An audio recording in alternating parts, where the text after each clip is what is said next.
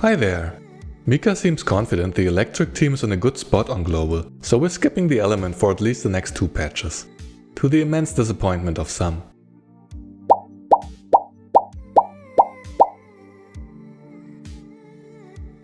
Regardless, next up is Florence, a Hydro support character combining sustain and damage amplification with a unique gimmick for the Hydro lineup. Despite the muted community response, let's break down her gameplay, team contribution, as well as her strengths and weaknesses. Florence starts the battle by summoning Arios to a nearby position. It inherits 100% of her initial attack, as well as 120% of her HP and def. At the start of each turn, including the first one, Arios consumes 3 Confectance points to remain on field, otherwise it disappears and has to be resummoned via her ultimate. The cost is lowered by 1 point with her V1, but we're saving for Voimastina, so we don't care about dupes. Florence's first fixed key grants her 3 bonus Confectance points at the start of battle, so Arios is taken care of for the next turn. Therefore, she begins by using her S2 to amplify the damage of one of the Hydro DPS characters. Besides cleansing Fear and Taunt, this skill applies Stimulant, which technically is a Hydro debuff that consumes 20% HP initially and after every action, while granting a damage and Hydro damage bonus each in a 1:2 ratio for the consumed HP. After the first action, meaning 40% of HP consumed, the amplification is maxed out for a total of a 20% damage and 20% Hydro damage bonus. Stimulant is round and not action based and best works on characters like Nikita or Tololo who make multiple actions per round.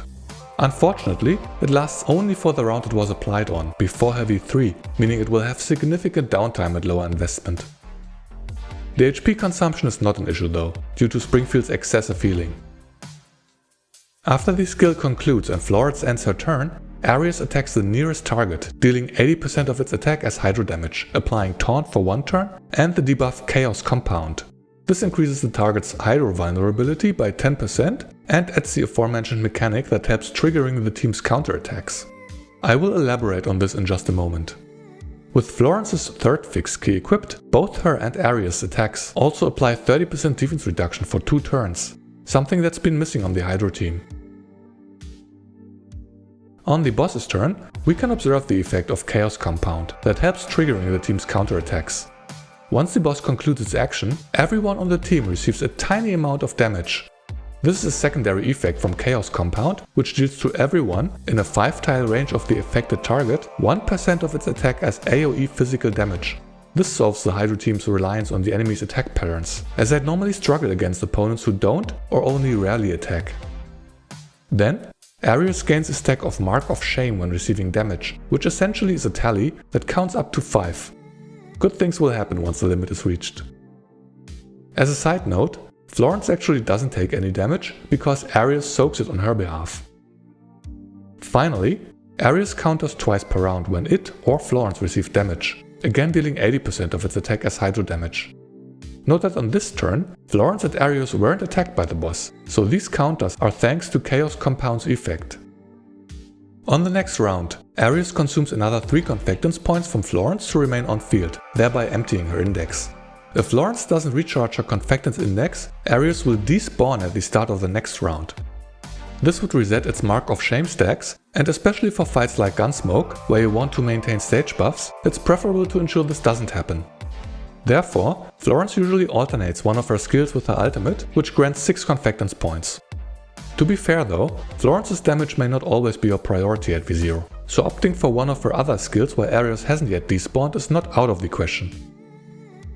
That said, her ultimate is a directional AoE attack in a 3x5 tile range, dealing 80% of her attack as Hydro damage, also applying Chaos Compound for 2 turns, as well as Infatuated for 1 turn. If Arios is present, it will get teleported next to Florence, otherwise it is resummoned. After the ultimate concludes, Arios uses its active attack once more. Finally, Florence's Confectance index is replenished. As the boss does its AoE attack, you can see again how Florence doesn't take any damage. Instead, Arios is taking a little extra for his mistress. Afterwards, it dishes out 2 counterattacks once more.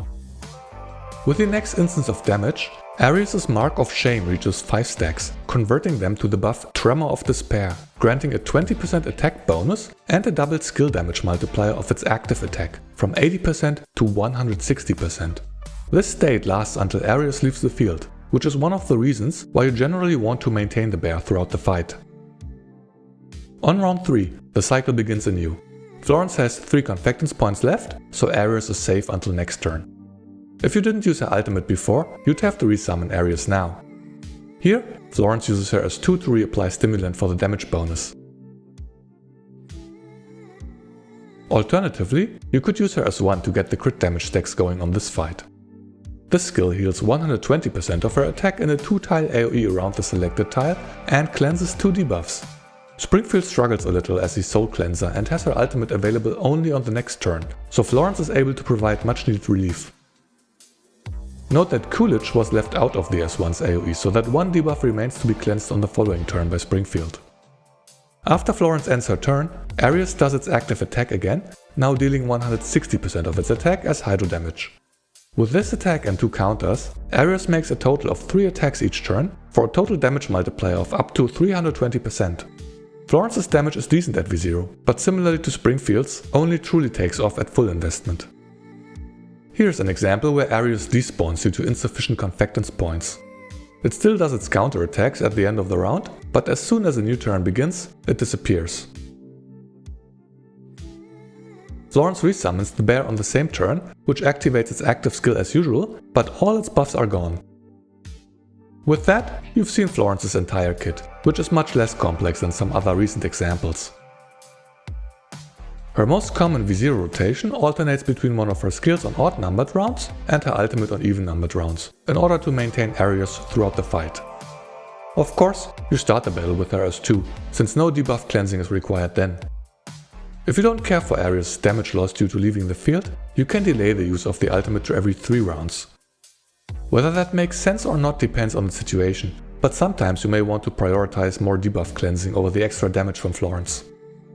However, you should always resummon the bear once it has despawned, since most of her kit is tied to her servant.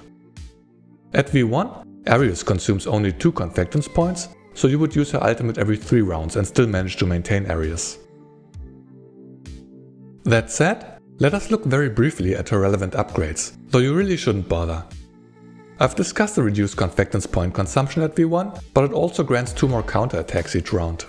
Her V3 increases Stimulant's uptime from 1 to 2 rounds, which quite frankly should be her base kit. With this change, she can permanently maintain the amplification on one of the damage dealers. I really don't see why this is locked behind 3 extra copies, but oh well. Her V6 is a milestone of her own damage output, as it doubles the damage of Arios' counters from 80% of its attack to 160% and increases Tremor of Despair's attack bonus from 20% to 35%. For completeness sake, here's her power progression chart. As noted before, her situation is comparable to Springfield, but with a slightly higher baseline. Her damage at V0 is serviceable, and at V6 she turns into a strong sub-DPS. Nevertheless, remain steadfast, commanders. More important characters are on the horizon. Her signature weapon boosts the team's damage by 10% when attacking Hydro debuff targets, but its other buffs only apply to summons, which benefit from 10% bonus damage, plus another 10% for their counterattacks. The latter buff could in theory also apply to future duels, but as of now only Terrace, Coolidge and Arios do counterattacks. The weapon attribute grants Florence 15% crit damage. It's not recommended to pick up her weapon, unless you're going all the way to V6. Her dupes, in particular her V1, have higher priority. As alternatives, you can go with whatever you have available. Hestia is a reasonable choice with comparable base attack and 25% crit damage, as well as a personal 10 to 20% damage bonus if close to the target. If you ever bought the Battle Pass, the Papa Figo is also decent. It doesn't provide crit damage, but an effect that grants a 15 up to 30% healing and damage bonus, depending on its calibrations. Her attachments are the usual, Phase Strike or Hydro Boost with attack and crit. Her fixed key setup is quite straightforward. Her first key grants her 3 bonus Confectance points at the start of battle. This ensures that Arios is taken care of for the first round, so that you're free to use her as 2. Her third key applies defense down 2 to the enemy when Florence or Arios attack.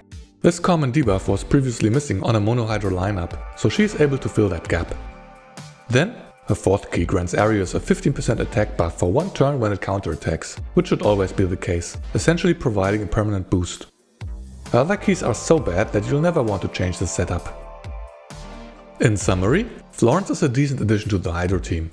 For a support, she deals reasonable damage at V0 and pops off at V6.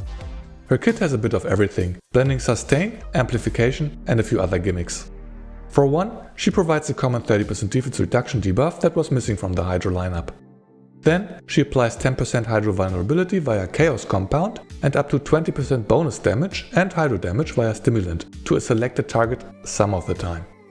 Unfortunately, Stimulant has bad uptime at V0, requiring her V3 for the extension of its duration. Without this costly prerequisite, she would be a more valuable amplifier.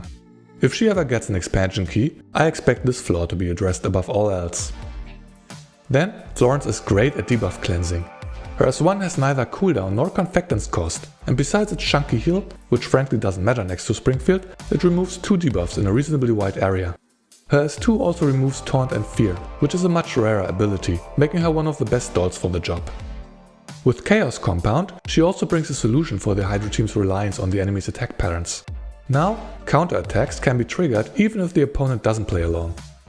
While no longer the most exclusive feature, Arios does count as an additional body on the field. Some Gunsmoke bosses have mechanics that scale up to 9 targets, though I guess you'd have to throw an Andorus to get there at this point. Finally, she provides crowd control via Taunt and Infatuate, both of which can be useful in non-bossing content, such as the new PvA X stages. That said, bosses are immune to CC, so perhaps you will forget that she has this in her kit. Overall, Florence has a lot to offer, but her value is largely tied to running a mono-Hydro lineup. Since the current Hydro Core members work quite well in mixed elemental setups, she's somewhat of a luxury unit. Florence is only ever required when a stage calls for her ability to trigger the team's counters, or when you really need a lot of debuff cleansing. Given that there are many more impactful characters on their way, you shouldn't spend your pulls on overly specialized units. Therefore, the pulling recommendation is V0 or skip entirely. And with that, we've come to the end of this video. Hopefully, this review smoothed over your frustration with Mika's release schedule. It is quite puzzling how little regard they seem to have for the team building side of this game, but then again, what truly challenging content is there? I guess there's Phase Clash, which punishes you for not building every element. Truly one of the design choices of all time. In any case, let me know whether you're going for Florence, or what character you're saving for. Thank you so much for watching. See you next time.